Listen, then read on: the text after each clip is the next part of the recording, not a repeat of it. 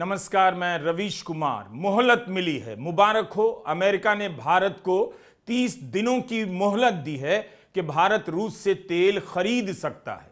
इतनी चुप्पियों के बदले भारत के साथ अमेरिका ने जो मेहरबानी की है उसे आप विदेश नीति के किस खाते में रखना चाहेंगे? प्रैग्मेटिज्म या प्रिंसिपल के खाते में, सिद्धांत या व्यवहारिकता के खाते में? जहां अपना फायदा वहीं अपना कायदा, बस फैसला अपना नहीं होता। क्या इस पर भी भारत गर्व कर सकता है कि अमेरिका ने उसे 30 दिनों की मोहलत दी है? अमरीश पुरी का डायलॉग था, जा सिमरन जा, जी ले अपनी जिंदगी। अमेरिका क्या सिमरन समझकर भारत को 30 दिनों की मोहलत दे रहा है? यह अमेरिका अमरीश पुरी की तरह क्यों बोलता जा रहा है? जिस अमेरिका की धमकी से भारत ने रूस से तेल खरीदना बंद कर दिया, अब उसी अमेरिका की इजाजत से रूस से तेल खरीदेगा। अमेरिका ने कहा है टैरिफ नहीं लगेगा, तो बम्पर डिस्काउंट मिल रहा है। होली के बाद होली का डिस्काउंट 30 दिनों का। इस खुशी के मौके पर यूट्यूब पर रवीश कुमार ऑफिशियल सब्सक्राइब करें, और इतनी बड़ी मोहलत मिली है तो ज्वाइन भी करें और शेयर भी। प्रधानमंत्री नरेंद्र मोदी रूस के राष्ट्रपति पुतिन से कैसे नजरें मिलाएंगे? क्या पहले जैसी बात होगी, बराबरी वाली बात? रूस तो भारत को सस्ता तेल दे रहा था, अमेरिका की शर्तों पर भारत ने खरीदना बंद कर दिया। रूस अब भी कह रहा है वह तेल बेच सकता है, लेकिन जब भारत ट्रंप की अनुमति के बाद खरीदने जाएगा उसकी क्या स्थिति रह जाएगी? भारत का रूस के पास जाना, वह भी अमेरिका से मिली छूट के बाद, किसकी हार है? रूस तो अब भी काम आ गया। अब सवाल है, क्या रूस अब भी भारत को पहले की तरह सस्ते दाम पर तेल देगा? क्योंकि ईरान पर हमले के कारण रूस का तेल महंगा हो गया है। फिलहाल सूत्रों के हवाले से यही खबर आ रही है। एचपीसीएल ने रूस के साथ जो करार किया है उसमें डिस्काउंट मिल रहा है, लेकिन अगर युद्ध की स्थिति बनी रही तो क्या डिस्काउंट आगे भी मिलेगा? युद्ध ने तेल के बाजार में खरीदारों की जगह अब बेचने वालों को किंग बना दिया है। भारत जैसे देश अपने 85% तेल की आपूर्ति के लिए खाड़ी के देशों से तेल मंगाते हैं। अगर युद्ध नहीं रुका तो तेजी से ऊर्जा का बाजार बदल जाएगा। आप सबको बहुत बहुत बधाई के साथ मैं ये अपनी प्रेस वार्ता शुरू करता हूँ। बधाई इसलिए कि हमें अनुमति मिल गई है भारत को अमेरिका द्वारा कि हम 30 दिन के लिए रूस से तेल खरीद सकते हैं, लाइसेंस मिला। बहुत बहुत बधाई हो, एक ऐतिहासिक दिन है। हम बहुत अरसे से कह रहे हैं, हमारा नेतृत्व बहुत अरसे से कह रहा है, अलग अलग मंचों से कह रहे हैं कि भारत का प्रधानमंत्री अमेरिका और इजराइल के हाथ की कठपुतली बन चुका है। रोज सबूत आ रहे हैं, हमारे कहने की भी जरूरत नहीं है, आपको रोज सबूत मिलते हैं। कभी अमेरिका से मिलता है, कभी इजराइल से मिलता है, कभी सेवा तीर्थ से मिलता है, लेकिन मिलता है।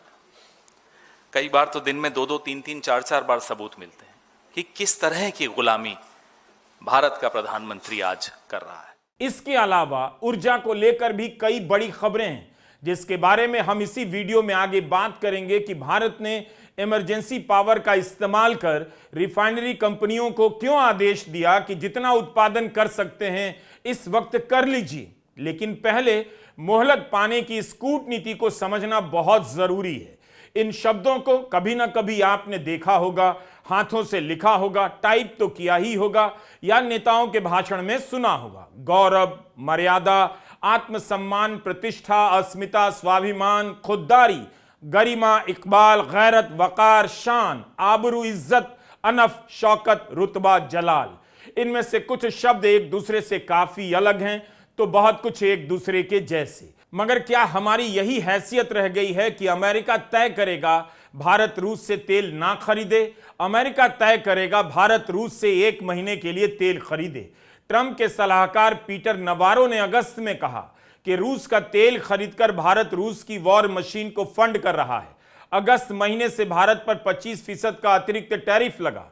महीनों भारत ने इस अतिरिक्त टैरिफ का भार झेला। ट्रंप ने खुलकर रूसी तेल लेने की बात की निंदा की, लेकिन अब वही अनुमति दे रहे।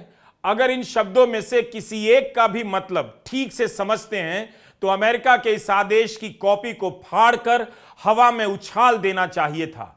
कम से कम इन शब्दों का मोदी सरकार की नीतियों में मतलब तो बचा रह जाता। हमने स्वाभिमान और गरिमा की बात क्यों की?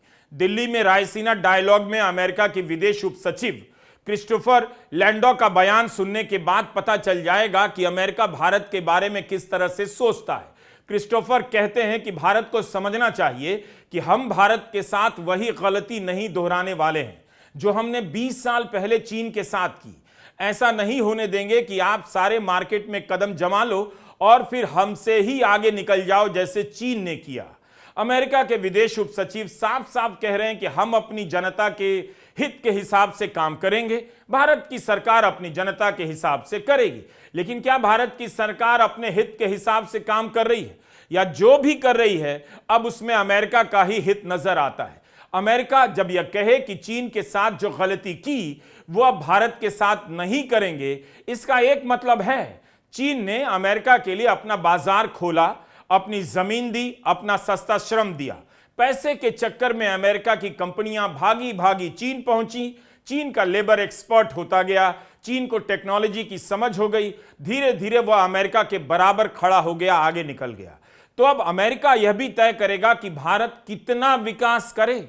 अमेरिका कैसे इतना कुछ कहता जा रहा है और भारत की तरफ से कोई जवाब नहीं। इसी रायसीना डायलॉग में ईरान के उप विदेश मंत्री भी आए हैं। उन्होंने भारत के बारे में जिस तरह से जवाब दिया है, कितना आदर है भारत के प्रति। ईरान अभी भी भारत को अपना साझीदार की तरह देखता है। ईरान के उप विदेश मंत्री सईद खातिबजादे ने कहा, स्ट्रेट ऑफ हॉर्मुज में स्थिरता ईरान से है, हम तय करेंगे कब बंद करना है, अभी हमने बंद नहीं किया। हम एक जिम्मेदार शक्ति हैं। भारत और ईरान शतरंज की मानसिकता से खेलते हैं, अमेरिका की तरफ फुटबॉल की मानसिकता से नहीं। कूटनीति ही एकमात्र विकल्प है। हमारा वीडियो देखने का यही फायदा है। बहुत कम समय में आपको हम कितने एंगल से बताते हैं। बात सिर्फ यही नहीं होती कि अमेरिका ने भारत से कहा तेल खरीद लो और भारत खुश हो गया। इन बातों का मतलब क्या होता है, उसी समय में ईरान भारत के प्रति कैसे बात कर रहा है, जानना चाहिए। ईरान के उप विदेश मंत्री दिल्ली में हैं और एक बार भी नहीं कहा कि भारत ने खामेनेई की शहादत पर शोक तक नहीं जताया। खुद को ईरान ने शक्ति कहा। आप ईरान का इकबाल और उसकी गरिमा को समझिए। ईरान छाती नहीं पीट रहा, अपने दम पर खड़ा नजर आ रहा है। अब देखिए अमेरिका कैसे बात करता है भारत के बारे में। एक और उदाहरण आपको दे रहे हैं। ट्रंप के ट्रेजरी सचिव स्कॉट बेसेंट ने ट्वीट कर छोड़ दिया। इतनी बड़ी घोषणा और सिर्फ एक ट्वीट, कम से कम भारत भी रीट्वीट करता और थैंक यू करता। भारत को पता है अगर ऐसा करता तो देश में लोग किस तरह से देखते। इस ट्वीट की भाषा बताती है कि वह भारत का कितना सम्मान करता है। इस तरह से लिखा गया है जैसे भारत के लिए हुक्म जारी किया जा रहा है। बेसेंट ने कहा है, राष्ट्रपति ट्रंप के ऊर्जा एजेंडे के कारण तेल और गैस का उत्पादन अब तक के सबसे उच्चतम स्तर पर पहुंच गया है। वैश्विक बाजार में तेल की आपूर्ति बनाए रखने के लिए ट्रेजरी विभाग 30 दिनों की अस्थायी छूट जारी कर रहा है, जिससे भारतीय रिफाइनरियां रूसी तेल खरीद सकेंगी। जानबूझकर कम समय के लिए छूट दी गई है। इससे रूसी सरकार को खास वित्तीय सहायता नहीं मिलेगी, क्योंकि इसमें केवल उस तेल के लेन देन की अनुमति दी गई है जो पहले से समुद्र में अटका हुआ है। भारत अमेरिका का महत्वपूर्ण पार्टनर है और हमें पूरी उम्मीद है कि नई दिल्ली अमेरिकी तेल की खरीद को और बढ़ाएगी। ईरान वैश्विक ऊर्जा को बंधक बनाने की कोशिश कर रहा है। यह अस्थायी व्यवस्था उस दबाव को कम करेगी। क्या भारत ने अमेरिका से ऐसी कोई अपील की थी कि तेल का संकट हो सकता है, रूस से खरीदने की अनुमति दीजिए, या अमेरिका ने अपने आप भारत को इजाजत दे दी? अमेरिका कौन होता है भारत को मोहलत देने वाला? भारत ने इस भाषा की निंदा क्यों नहीं की? इस एंगल से जरा सोचते रहिए। अमेरिका ने कह दिया कि जो समुद्र में अटका हुआ है वो तेल भारत ला सकता है। उम्मीद है भारत अमेरिका से तेल खरीदता रहेगा, बल्कि ज्यादा खरीदेगा, क्योंकि भारत अमेरिका का महत्वपूर्ण पार्टनर है। यह अमेरिका कह रहा है। भारत क्या करता है यह जानना अब पहले से आसान हो गया है, क्योंकि अमेरिका बता देता है। कांग्रेस कह रही है कि जब रूस खुद कह रहा था कि भारत को तेल देने के लिए तैयार है, तो भारत को रूस से तेल खरीदना चाहिए था। अमेरिका कौन होता है भारत को मोहलत देने वाला? हरदीप पुरी जी को हमने कल यहाँ से आह्वान किया कि आप बता दीजिए, जब रशिया तैयार है तेल देने को, हम तेल लगातार रशिया से लेते आए हैं, हमें वो सूट भी करता है, कीमतें भी हमें सूट करती हैं, हमारा रिश्ता भी है, तो अब आप किस चीज की इंतजार कर रहे हैं? उसका जवाब आज आया। 2 फरवरी को ट्रेड डील के ढांचे पर जब सहमति बनी तब अमेरिका ने कहा भारत ने रूस का तेल नहीं खरीदने की गारंटी दी है, इसीलिए डील पर बात हो रही है। जब इस डील की फैक्ट शीट आई तब उसमें भी लिखा गया कि इसी गारंटी के कारण अमेरिका भारत से 25% का टैरिफ हटा रहा है। घोषणा के 4 दिन बाद 6 फरवरी को व्हाइट हाउस का नोटिस आया कि अगर भारत ने फिर से तेल लेना शुरू किया तो टैरिफ लगा देंगे, और इसे लेकर ट्रंप के 3 सचिव भारत की निगरानी करेंगे। लेकिन अब उन्हीं में से एक ट्रेजरी सचिव स्कॉट बेसेंट ने बयान दिया है कि 1 महीने के लिए भारत रूस से तेल खरीद सकता है। ट्रेजरी सचिव भी 4 लोगों की कमेटी में हैं जिसे ट्रंप ने काम दिया है कि भारत की निगरानी करें, कहीं रूस से भारत तेल ना खरीद ले। अब वही स्कॉट बेसेंट कह रहे हैं खरीद लीजिए। कई महीनों से ट्रंप प्रशासन रोज बयान दे रहा था जो देश रूस से तेल खरीद रहे हैं यूक्रेन के खिलाफ रूस को फंड कर रहे हैं, और अब कह रहा है भारत रूस से तेल खरीद ले। रूस के सामने यह अमेरिका की बहुत बड़ी हार है और ईरान की बहुत बड़ी जीत। ईरान पर हमला कर ट्रंप ने रूस के तेल का दाम भी बढ़ा दिया, उसके लिए बाजार खुल गया। अमेरिका को दिख रहा है ऊर्जा संकट दरवाजे पर है, मध्य पूर्व युद्ध में फंस गया है और दुनिया भर के देश गैस और बिजली के लिए मारामारी करने लग जाएंगे। उनकी जनता सड़कों पर उतर सकती है। सवाल है अमेरिका ने भारत को छूट भारत के लिए दी है या भारत के बहाने अपने लिए दी है कि कहीं से तेल आता रहे। पहले भी खबर आई थी कि रूस से तेल खरीदकर भारत की कंपनियां यूरोप को सप्लाई कर रही थी। खुद अमेरिका ने आरोप लगाया कि भारत रूस से तेल खरीदकर उसे महंगे दामों पर बेच रहा था। पुतिन ने यूरोप को धमकाना शुरू कर दिया है कि तेल की सप्लाई बंद कर सकते हैं। यूरोपियन यूनियन रूस पर प्रतिबंध लगाना चाहता है कि उसका तेल महंगा हो गया है। पुतिन का कहना है प्रतिबंध लगाने के कारण तेल के दाम बढ़े, रूस के कारण नहीं। अब जब दूसरे बाजार खुल रहे हैं तो हमारे लिए यह फायदेमंद है कि हम वहां जाकर अपने आप को स्थापित करें। यह पुतिन का बयान है। बार बार रूस की वॉर मशीन को रोकने की बात करने वाले अमेरिका ने रूस के तेल को प्रीमियम बना दिया, उसका तेल महंगा कर दिया क्योंकि हॉर्मुज से निकलने वाला तेल ट्रांसपोर्ट नहीं किया जा रहा है। अमेरिका के दबाव में भारत ने तेल खरीदना कम किया तो रूस के तेल का भाव गिरने भी लगा। इसका फायदा उठाया चीन ने सस्ते तेल खरीद लिए। मध्य पूर्व में हालात बिगड़ने के कारण रूस का तेल महंगा हो रहा है। भारत और अमेरिका के समझौते की घोषणा के 2 हफ्ते बाद 16 फरवरी की टाइम्स ऑफ इंडिया की खबर है, फरवरी में चीन रूस से तेल की रिकॉर्ड खरीद करेगा। भारत ने रूस से तेल लेना बंद किया तो चीन डिस्काउंट पर तेल खरीद रहा है। अमेरिका के हड़काने पर जो कंपनियां वेनेजुएला करने लगी थीं, क्या वे फिर से रशिया पुकारने लग जाएंगी? चल क्या रहा है इस देश में? भारत अगर रूस को विकल्प की तरह देख रहा है तो उसे अभी ही ऑर्डर देने होंगे, क्योंकि रूस से तेल आने में कई हफ्ते लग जाते हैं, जबकि खाड़ी के देशों से 1 सप्ताह के भीतर टैंकर भारत आ जाते हैं। एक और उदाहरण देखिए, अमेरिका भारत के बारे में कैसे बात करता है और चीन के बारे में कैसे। जरा देखिए चीन को लेकर अमेरिका के अखबारों की भाषा कैसी है। वॉल स्ट्रीट जर्नल की यह खबर कहती है अमेरिका की चीन से बड़ी मांग है। क्या वह रूस से तेल खरीदना कम कर अमेरिका से तेल खरीदना बढ़ा सकता है? भारत को मोहलत दी जा रही है कि 30 दिन के लिए रूस से तेल खरीद सकते हैं। चीन से मांग की जा रही है, गुजारिश हो रही है। फॉक्स की हेडलाइन है कि अमेरिका इस बारे में विचार कर रहा है कि चीन से कहे कि आप रूसी और ईरानी तेल कम कर दें। हिंदी अखबार पढ़ेंगे तो पढ़ने का काम तो पूरा हो जाएगा, सुबह का वक्त कट जाएगा, बस आपको पता कुछ नहीं चलेगा। तो अमेरिका भारत को आदेश दे रहा है और चीन से उसकी मर्जी पूछ रहा है। यह कैसे हुआ और क्यों होने दिया गया? भारत के विदेश मंत्री जवाब क्यों नहीं देते? प्रधानमंत्री मोदी का ट्वीट देखिए, इनसे बात की, उनसे बात की, चिंता जताई, मगर अपने ट्वीट में वे ईरान का नाम तक नहीं लेते। 5 मार्च का उनका ट्वीट है, फ्रांस के राष्ट्रपति से बात की और पश्चिम एशिया के हालात पर चर्चा की।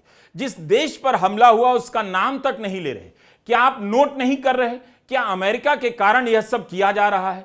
उसकी भाषा तो नहीं बदल रही, फिर भारत की भाषा अनजानी सी क्यों लग रही है? इससे मिल क्या रहा है? 30 दिनों की मोहलत। क्या पहले भी अमेरिका भारत को लेकर इसी तरह से बातें करता था, जैसे भारत आजाद देश ना हो, अमेरिका के रहमो करम पर हो? जो अमेरिका को ठीक लगता है पूरी दुनिया वही क्यों कह रही है? जब ट्रंप को युद्ध और हत्या दिखाई देती है तब वह युद्ध और हत्या है, नहीं तो खुद भी ईरान में बच्चियों के स्कूल पर बम फोड़ सकते हैं। वरना 2014 में जब पेशावर के स्कूल में तहरीके तालिबान पाकिस्तान ने बच्चों की बंदूक से हत्या की तब दुनिया भर में कोहराम मच गया।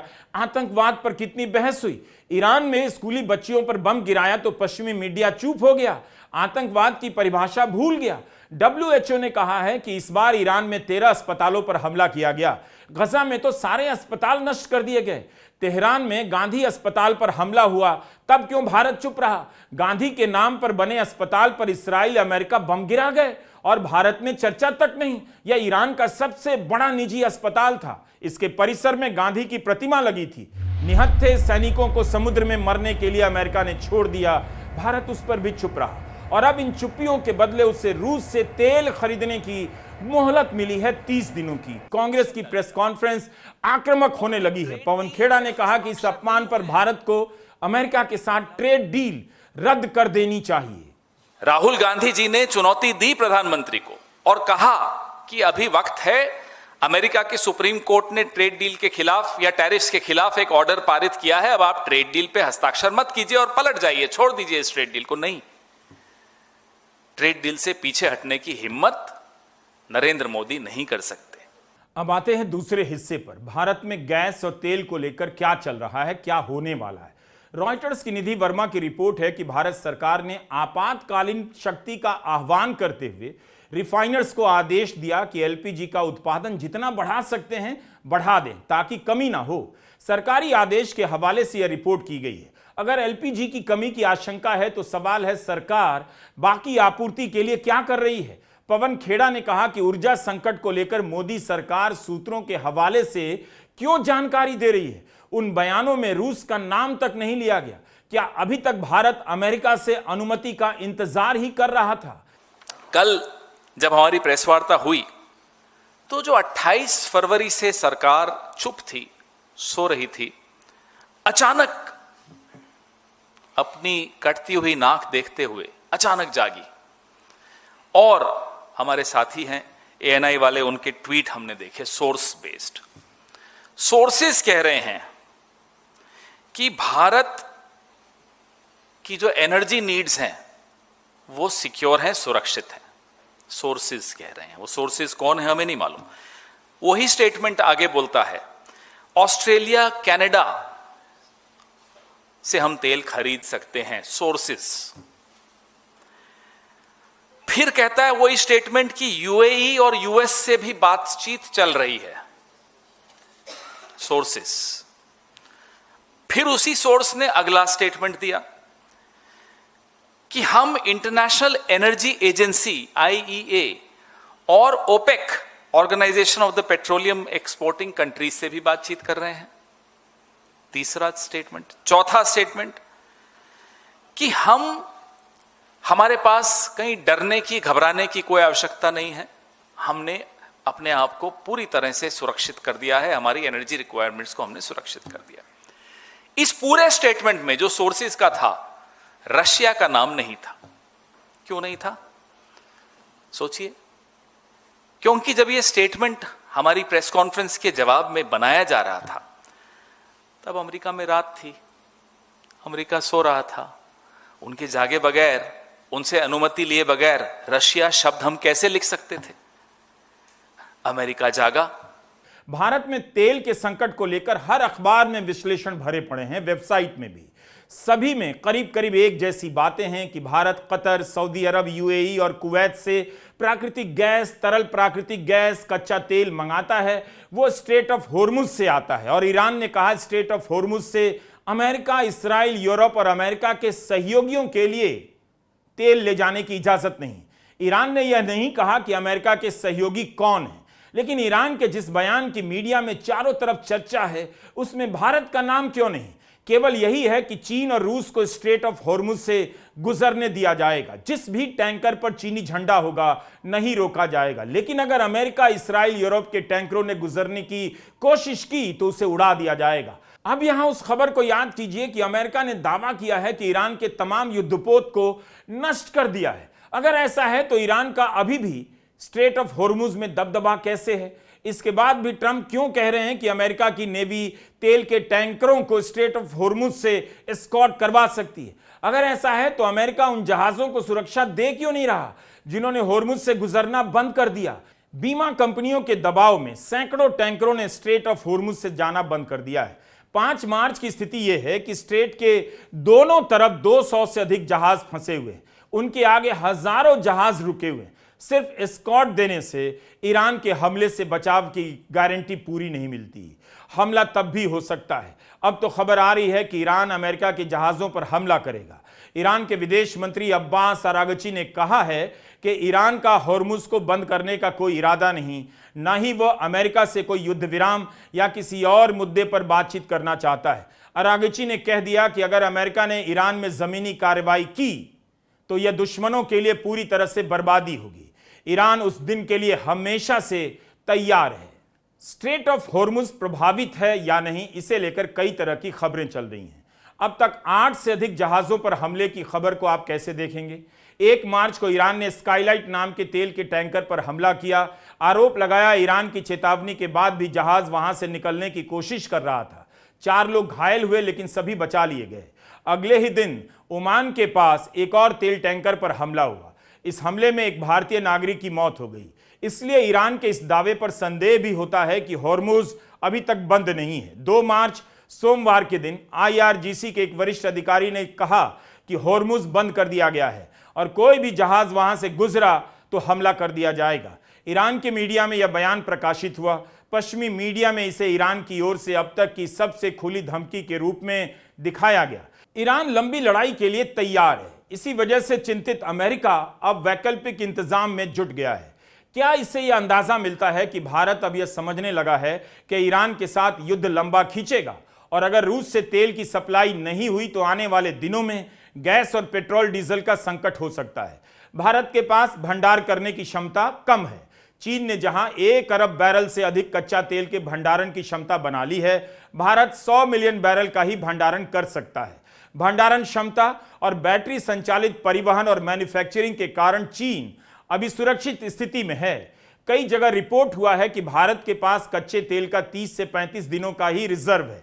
भारत अभी भी गैस पर निर्भर है। उपभोग के लिए और उद्योग के लिए भी भारत में कच्चे तेल का भंडारण भले चीन से कम है लेकिन कुछ तो है। वहीं प्राकृतिक गैस के भंडारण में भारत की स्थिति अच्छी नहीं।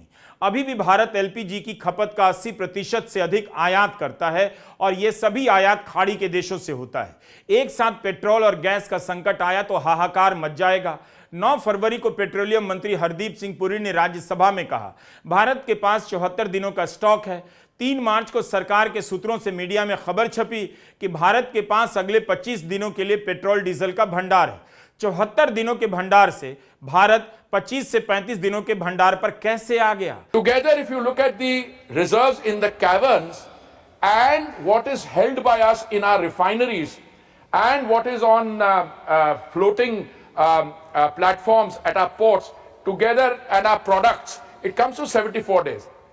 Ideally, it should be 90, but I feel at least as the line minister safe with something like 74 days, and going forward we can even consider raising it. Pakistan से खबर आ रही है कि वहां के कैबिनेट मंत्रियों ने सुझाव दिया है कि पूरा देश घर से काम करे ताकि पेट्रोल डीजल की खपत कम की जा सके। भारत में अभी ऐसी स्थिति नहीं आई है और ना ऐसी कोई भी घबराहट दिखती है। सरकार ने दावा किया है कि कनाडा और ऑस्ट्रिया ने भारत को गैस बेचने का वादा किया है। फिलीपींस से भी खबर है कि सरकार काम का हफ्ता छोटा करने पर विचार कर रही है और एयर कंडीशनिंग पर प्रतिबंध लगाने के बारे में सोच रही है ताकि ऊर्जा की खपत नियंत्रित की जा सके। गैस और पेट्रोल से जुड़ी खबरों का असर आपके जीवन पर पड़ता है। अगर कच्चे तेल का भाव $10 प्रति बैरल भी बढ़ गया तो मुद्रास्फीति बढ़ जाएगी। युद्ध शुरू होने से पहले 26 फरवरी को कच्चे तेल का भाव अंतर्राष्ट्रीय बाजार में $72 प्रति बैरल था। अब यह $85 प्रति बैरल पर आ गया है। रुपए पर दबाव बढ़ रहा है। रिजर्व बैंक ऑफ इंडिया ने अपने रिजर्व से डॉलर बेचकर रुपए की कीमत को रोकने की कोशिश की, तब भी $1 का भाव 92 के पार चला ही गया और अब भी 91.57 रुपए पर है। शेयर बाजार में गिरावट से लोगों के पैसे उड़ते चले जा रहे हैं, वो अलग। तो कुल मिलाकर अभी पेट्रोल, डीजल, गैस के दाम नहीं बढ़े, लेकिन सरकार का व्यापार घाटा बढ़ने लगा है। मध्य पूर्व से आने वाले रेमिटेंस पर असर पड़ने लगा है। वहां से आने वाले कच्चे तेल, प्राकृतिक गैस की सप्लाई पर भी असर पड़ेगा। क्या भारत के पास गैस का पर्याप्त भंडार है? इसका भंडारण आसान नहीं होता, मगर गैस के भंडारण में भारत का रिकॉर्ड बहुत अच्छा नहीं। अगर आप गैस सिलेंडर का इस्तेमाल करते हैं तो समझदारी से इस्तेमाल करने में बुराई नहीं, क्योंकि भारत में गैस की जितनी खपत होती है 80% मध्य पूर्व के देशों से आता है। मीडिया में सरकार के सूत्र कह रहे हैं अभी गैस की सप्लाई प्रभावित नहीं, लेकिन युद्ध लंबा खींचा, अनियंत्रित हो गया तो कौन गारंटी लेगा कि सप्लाई पर असर नहीं पड़ेगा। इस बीच रॉयटर्स, ब्लूमबर्ग ने रिपोर्ट किया है कि अदानी ग्रीन ने गैस की कीमतों में 3 गुना वृद्धि कर दी है। 40 रुपए क्यूबिक मीटर से बढ़ाकर 120 रुपए क्यूबिक मीटर कर दिया है। हम इसकी पुष्टि नहीं कर सकते, लेकिन अगर यह खबर सही है तो एक तरफ गैस की कंपनियां दबाव में आती दिख रही हैं, दूसरी तरफ गैस से चलने वाली कंपनियों की लागत भी बढ़ती होगी। ऐसी भी खबरें आ रही हैं कि भारत की पेट्रोकेमिकल कंपनियों को अपना काम धीमा करने के लिए कहा गया है, बल्कि कहीं कहीं तो सीधे ठप करना लिखा गया है। यह टाइम्स ऑफ इंडिया की खबर है। भारत की गैस आयात करने वाली पेट्रोनेट एलपीजी ने फोर्स मैज्योर का नोटिस जारी किया है। यह एक तकनीकी शब्द है, फ्रेंच भाषा का है। कंपनी के कॉन्ट्रैक्ट में लिखा होता है युद्ध, दंगे या महामारी या प्राकृतिक आपदा जैसी अप्रत्याशित स्थिति में कंपनी अपना प्रोडक्शन रोक सकती है। इस खबर से गैस के संकट का कुछ अंदाजा मिलता ही है। इतनी बड़ी कंपनी अगर बंद हो रही है तो आप हल्के में नहीं ले सकते। कंपनी ने कहा उसके जहाज कतर के बंदरगाह तक नहीं पहुंच पा रहे। रॉयटर्स की खबर है कि ओएनजीसी की मैंगलोर रिफाइनरी एंड पेट्रोकेमिकल्स ने मार्च और अप्रैल के लिए गैसोलीन के निर्यात होने वाले जितने भी कार्गो हैं रोक लगा दी है। यह रिफाइनरी 40% रिफाइंड तेल का निर्यात करती है। एक और खबर है, गुजरात गैस ने भी फोर्स मैज्योर की शर्तों को लागू किया है। यह कंपनी उद्योगों को गैस की सप्लाई करती है, उसने अपनी डेली सप्लाई को सीमित किया है। यह भी खबर है कि गेल और इंडियन ऑयल ने फर्टिलाइजर इंडस्ट्री को गैस की सप्लाई में कटौती की है। ये सारी खबरें 4 से 6 मार्च के बीच मीडिया में छपी हैं। लेकिन 6 मार्च को सूत्रों के हवाले से भारत सरकार ने कहा कि कोई भी एमआरपीएल रिफाइनरी बंद नहीं है और भारत के पास एलपीजी गैस का स्टॉक पर्याप्त है।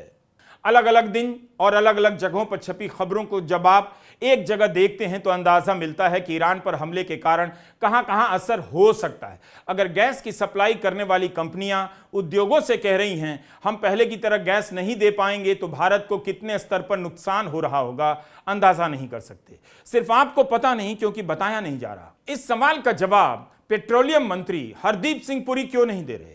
क्योंकि बताने का काम तो उन्हीं का है। सारी दुनिया में पेट्रोल गैस की सप्लाई को लेकर बवाल मचा है, लेकिन भारत के पेट्रोलियम मंत्री कहां हैं?